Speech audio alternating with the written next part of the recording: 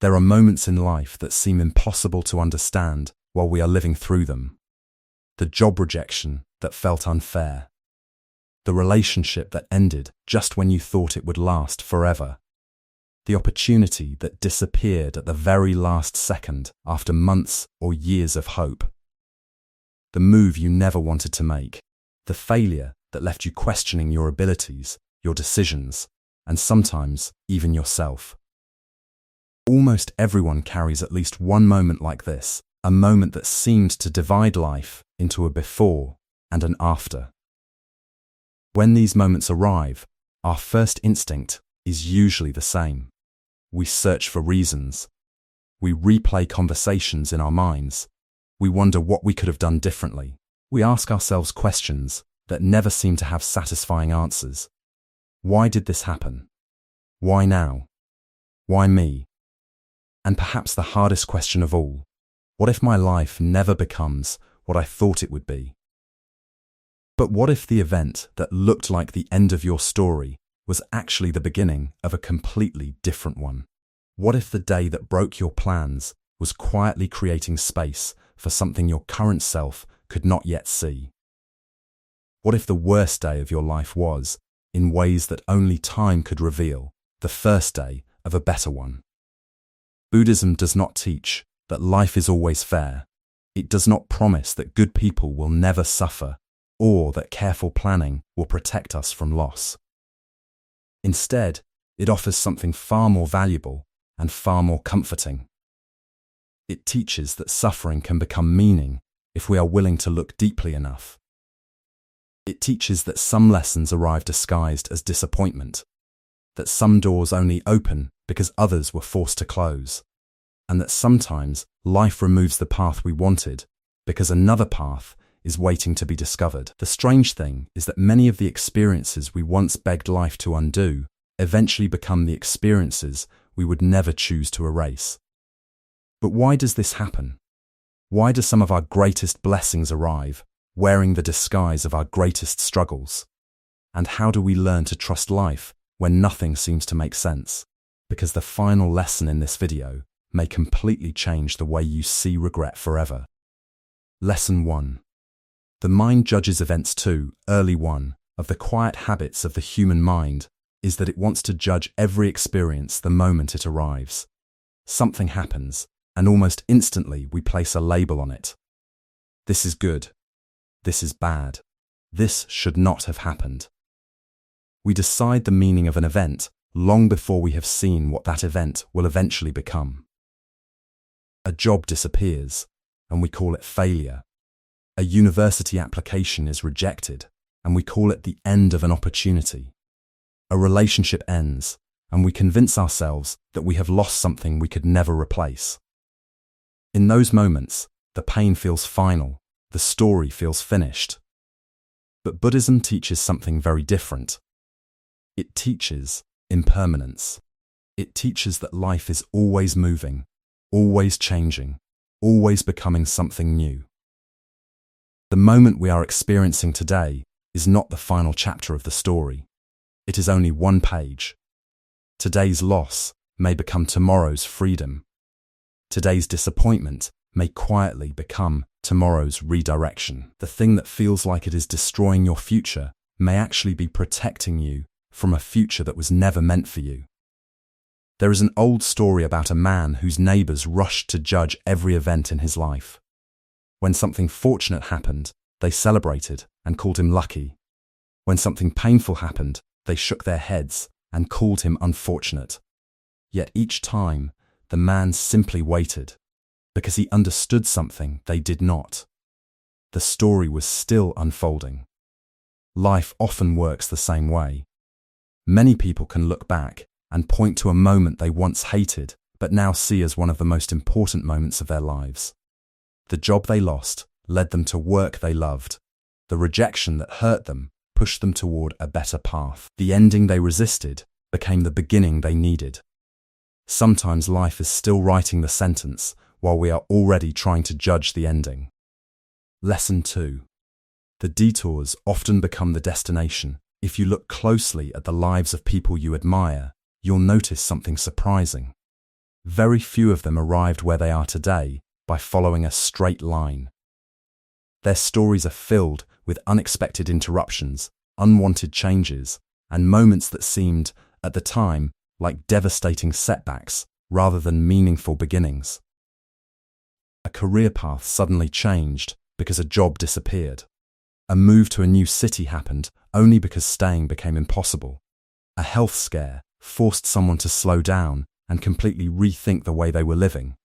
A failed business became the experience that taught lessons success never could. Again and again, the roads that people never wanted to take became the roads that shaped who they eventually became.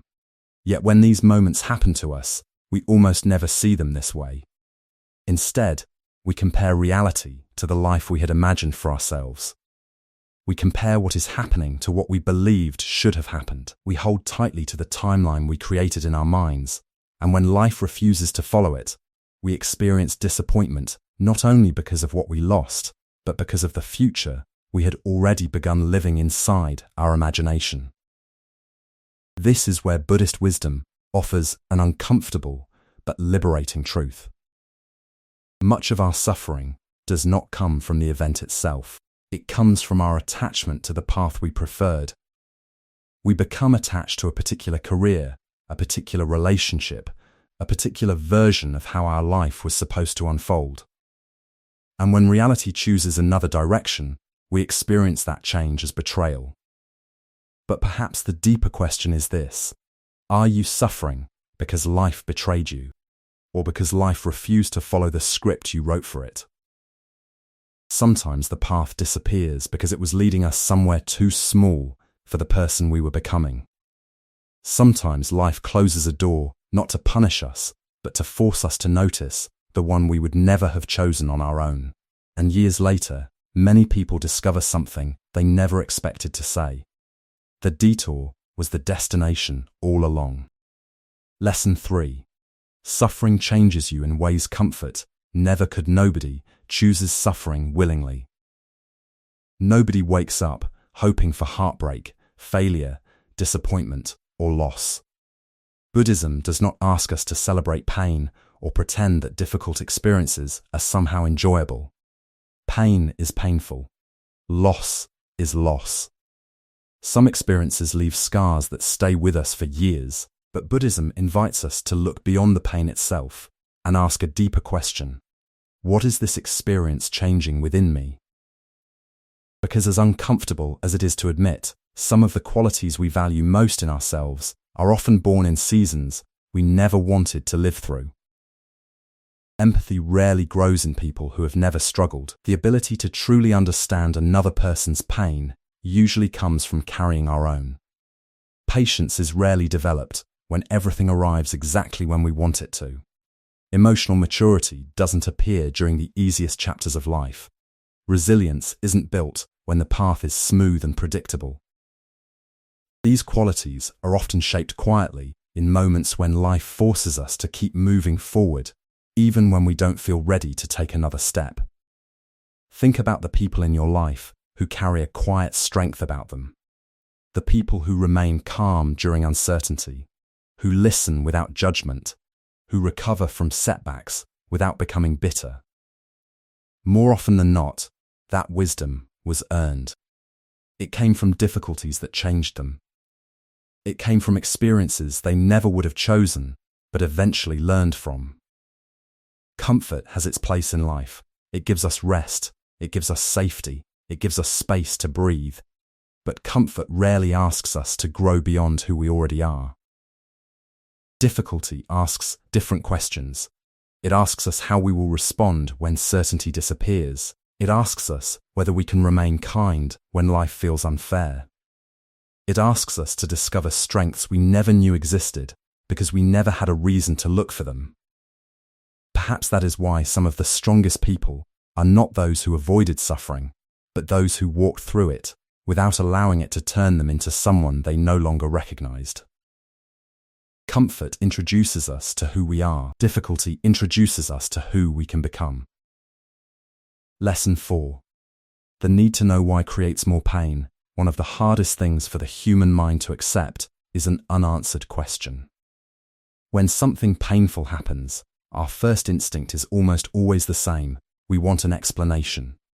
We want to know why it happened, what caused it, and what it means for our future. The mind believes that if it can just find the answer, the pain will finally begin to disappear.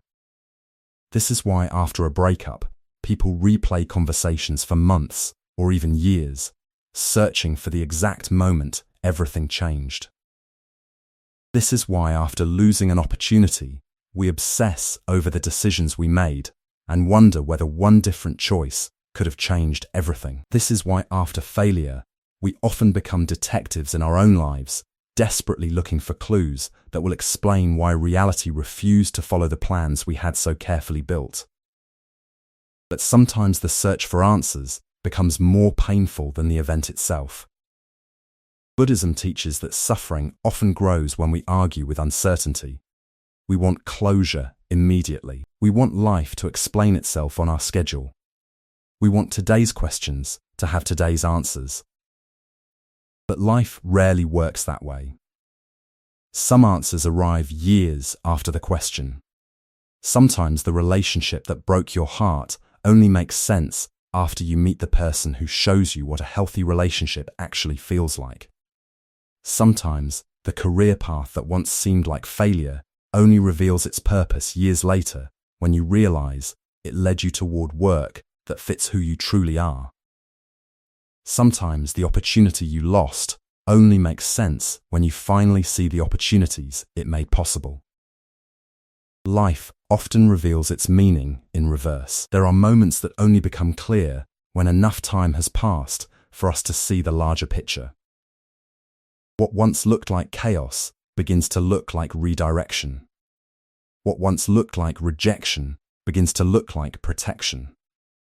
What once felt like a closed door begins to look like a change in direction that we desperately needed but would never have chosen for ourselves. The problem is that most people don't suffer only because they are in pain. They suffer because they believe they must understand the pain before they can make peace with it. But Buddhism invites us into a different relationship with uncertainty. It asks us to consider the possibility that not knowing is not a problem to solve, but an experience to live through. It reminds us that wisdom is not always receiving answers quickly.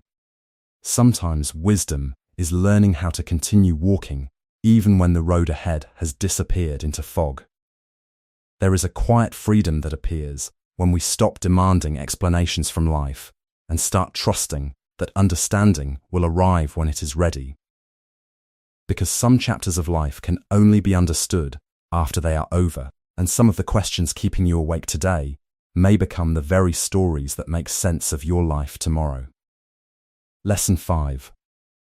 Life is happening through you, not to you. There is a question that almost every person asks at some point in their life, especially during the moments that hurt the most. Why me? Why did this happen to me? Why did I lose this opportunity when I worked so hard for it? Why did this relationship end when I gave it everything I had? Why did my plans fall apart just when everything finally seemed to be coming together? These questions feel natural because pain immediately makes us search for explanations. We want reasons. We want fairness. We want the universe to explain itself to us. But hidden inside that question is an assumption that quietly shapes the way we experience suffering.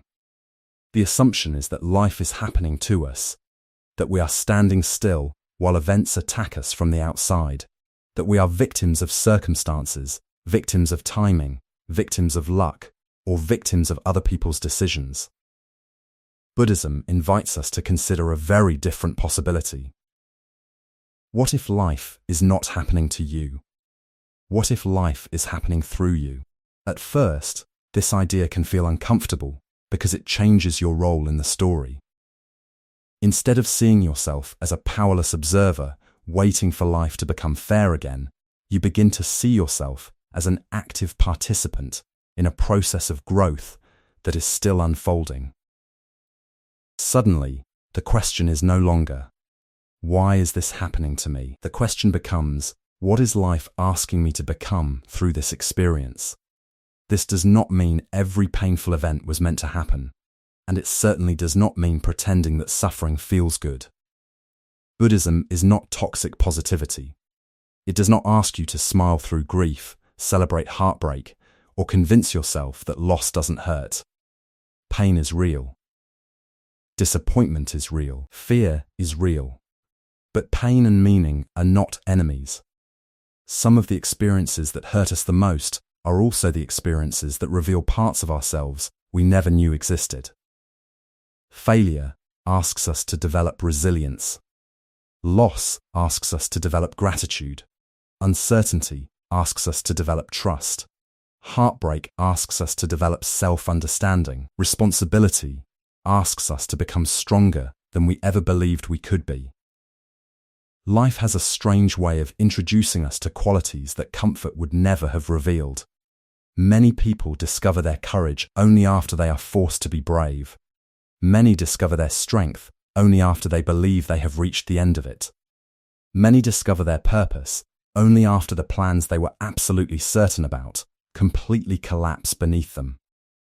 Think for a moment about the hardest chapter of your own life. You probably would not choose to live through it again. But would you choose to become the person you were before it happened? For many people, the answer is surprisingly no, because despite the pain, the experience changed them. It made them more compassionate toward other people's struggles. It made them more patient with life's uncertainties. It made them more grateful for simple moments they once ignored. The experience hurt them, but it also shaped them. It took something away, but it also gave something back. This is the difference between seeing yourself as a victim of life and seeing yourself as a participant in your own becoming. Victims ask, "Why is this happening to me?" Participants ask, "Who am I becoming because of this?" One question creates helplessness, while the other creates movement. One keeps your attention trapped in the past, while the other quietly begins building your future. Perhaps this is why two people can walk through similar storms and emerge as completely different people.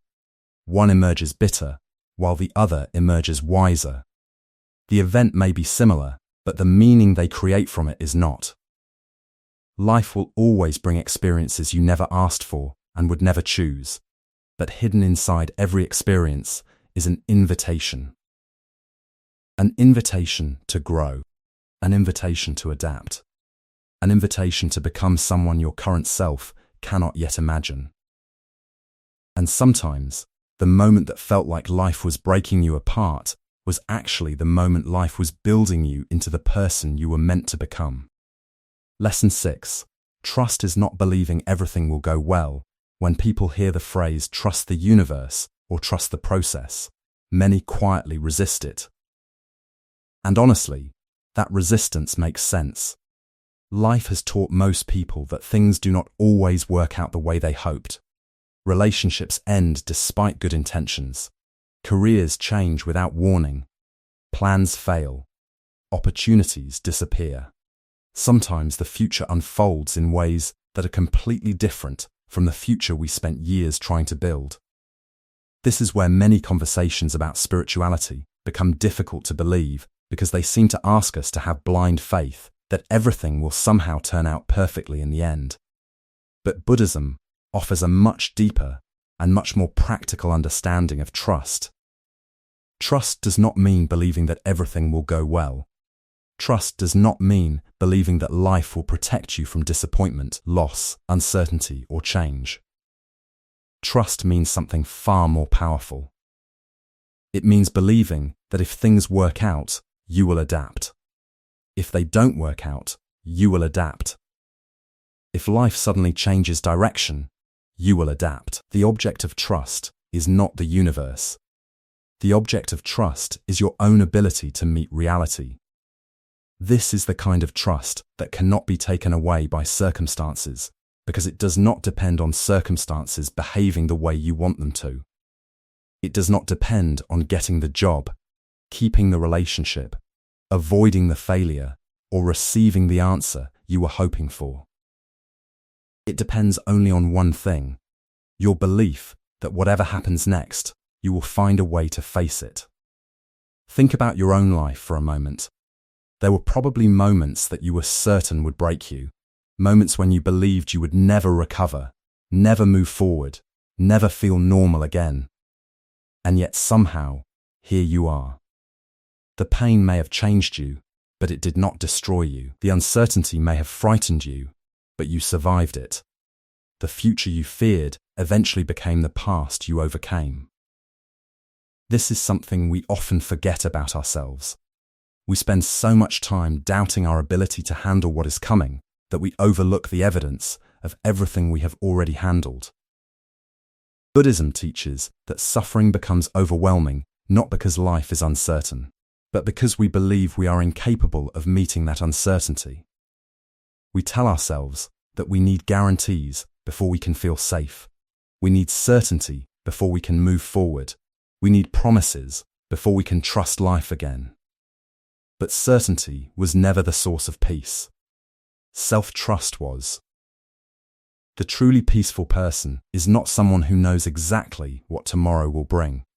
The peaceful person is someone who knows that whatever tomorrow brings, they will meet it with courage, flexibility, and presence. There is an incredible freedom that appears when you stop asking life for guarantees and start trusting your ability to respond to whatever arrives. Suddenly, uncertainty stops feeling like a threat and starts feeling like a space where possibilities still exist. The future no longer needs to be controlled because you no longer see yourself as fragile. You begin to understand something that Buddhism has been teaching for centuries. Peace does not come from controlling reality. Peace comes from knowing that you are stronger, more adaptable, and more resilient than your fear wants you to believe. And perhaps that is the deepest form of trust a person can ever develop. Not trust that life will always go your way, but trust that whatever way life goes, you will find a way forward. Lesson 7. One day you may thank life for what you once begged it to remove. There is a strange pattern that appears again and again in human life, but most of us only recognize it when we look backward. The opportunity that disappeared made room for one we never would have discovered on our own. The painful ending that felt unbearable at the time protected us from a future that was never meant for us. The unexpected move that we resisted eventually introduced us to people, experiences, and possibilities that shaped the rest of our lives. The failure that made us question ourselves became the very experience that taught us the skills, humility, and resilience that future success would require. Yet while we are living through these moments, they almost never feel like gifts. They feel like mistakes. They feel like punishment. They feel like evidence that life is moving in the wrong direction. This is why so many people spend years fighting against chapters of their lives that have already ended. They replay old decisions, imagine different outcomes, and carry regrets as if regret itself could somehow rewrite the past. But Buddhism teaches us that suffering often grows when we refuse to release the life that never happened. The truth is that most of us are not grieving reality. We are grieving the version of reality we hoped would exist. We grieve the career we imagined we would have by now. We grieve the relationship we believed would last forever. We grieve the opportunities we were certain would change everything. We grieve versions of ourselves that only ever existed in our expectations. But life does not ask us to live inside imagination. Life asks us to live here. In reality. In this moment. And sometimes, the life that is waiting for us can only arrive after the life we planned has stepped aside. Think about the experiences that shaped you most deeply. There is a good chance that many of them began as events you desperately wanted to avoid. The rejection that forced you to grow. The ending that forced you to rediscover yourself. The uncertainty that forced you to become stronger than you thought you could be. The failure that taught you lessons success never would have taught. At the time, you probably asked, "Why is this happening to me?" Years later, many people find themselves asking a completely different question. What would my life have looked like if this had never happened? And sometimes the answer surprises them because they realize they would never have become the person they are today. This does not mean every painful experience is good. It does not mean every loss was necessary. And it certainly does not mean we should pretend suffering does not hurt. But it does mean that meaning can emerge from suffering. Growth can emerge from disappointment. Wisdom can emerge from pain. And purpose can emerge from experiences that once felt completely meaningless.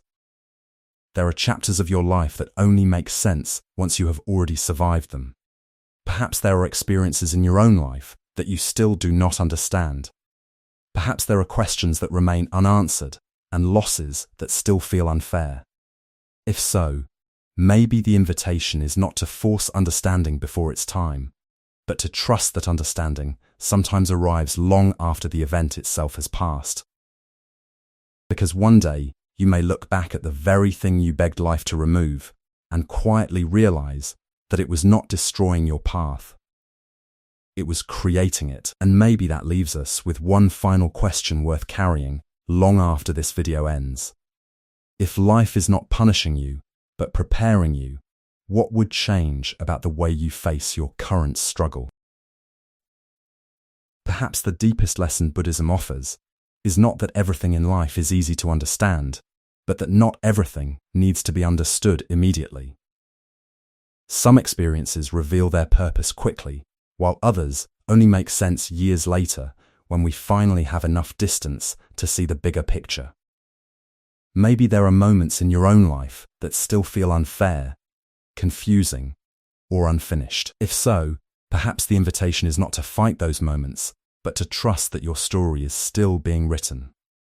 The chapter you are living today is not the final chapter. And maybe the question is no longer, why did this happen to me? But, who is this experience helping me become? If life is not punishing you, but preparing you, what would change about the way you face your current struggle? If this message spoke to you, let us know in the comments which lessons stayed with you the most. And join us as we continue exploring the wisdom of Buddhism and the art of living with greater peace, clarity, and understanding. Thank you for watching, and we'll see you in the next video.